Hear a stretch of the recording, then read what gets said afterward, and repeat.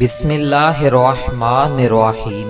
شروع اللہ کے نام سے جو بڑا مہربان نہایت رحم کرنے والا ہے۔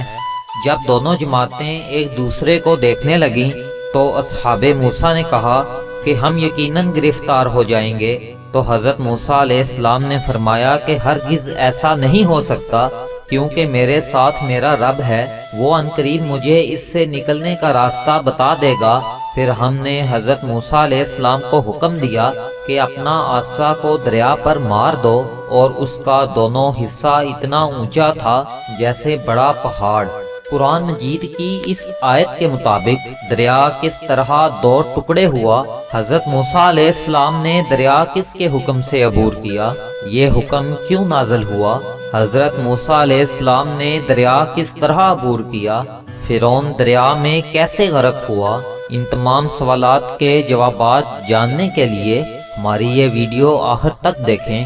حضرت موسیٰ علیہ السلام ایک مدت تک فرعون کی ہدایت فرماتے رہے اور معجزات دکھاتے رہے، مگر اس نے حق کو قبول نہیں کیا، بلکہ اس کی شرارت بڑھتی رہی، اور بنی اسرائیل نے اس کی خدائی کو تسلیم نہیں کیا، اس لیے اس نے مومنین کو اپنے ظلم و ستم کا نشانہ بنایا۔ اس دوران حضرت موسیٰ علیہ السلام پر وحی اتری کہ آپ اپنی قوم بنی اسرائیل کو اپنے ساتھ لے کر رات میں مصر سے ہجرت کر جائیں۔ چنانچہ حضرت موسیٰ علیہ السلام بنی اسرائیل کو ہمراہ لے کر رات میں مصر سے روانہ ہو گئے۔ جب فرعون کو پتہ چلا تو وہ بھی اپنے لشکر کو ساتھ لے کر بنی اسرائیل کی گرفتاری کے لیے چل پڑا۔ جب دونوں لشکر ایک دوسرے کے قریب ہو گئے تو بنی اسرائیل فرعون کے خوف سے چیخ اٹھے کہ اب تو ہم فرعون کے ہاتھوں گرفتار ہو جائیں گے۔ آگے موجیں مارتا دریا تھا اور پیچھے فرعون کی خونخوار فوج۔ اس پریشانی کے عالم میں حضرت موسیٰ علیہ السلام مطمئن تھے اور بنی اسرائیل کو تسلی دے رہے تھے۔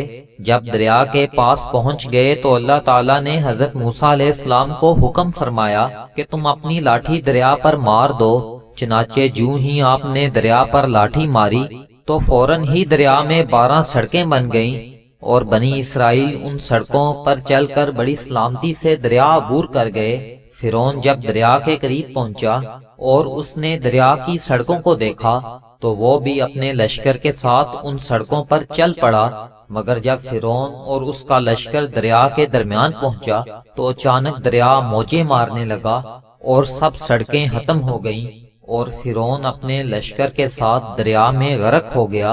اور جب فرعون دریا میں غرق ہو گیا، قرآن مجید نے اس کو یوں بیان فرمایا ہے، اور ہم نے دوسرے فریق کو بھی اس جگہ کے قریب پہنچا دیا، اور حضرت موسیٰ علیہ السلام اور ان کے سب ساتھیوں کو بچا لیا، اور پھر دوسروں کو غرق کر دیا۔ یقیناً اس واقعہ میں بڑی عبرت ہے، اور باوجود اس کے ان کفار میں سے اکثر ایمان نہیں لائے۔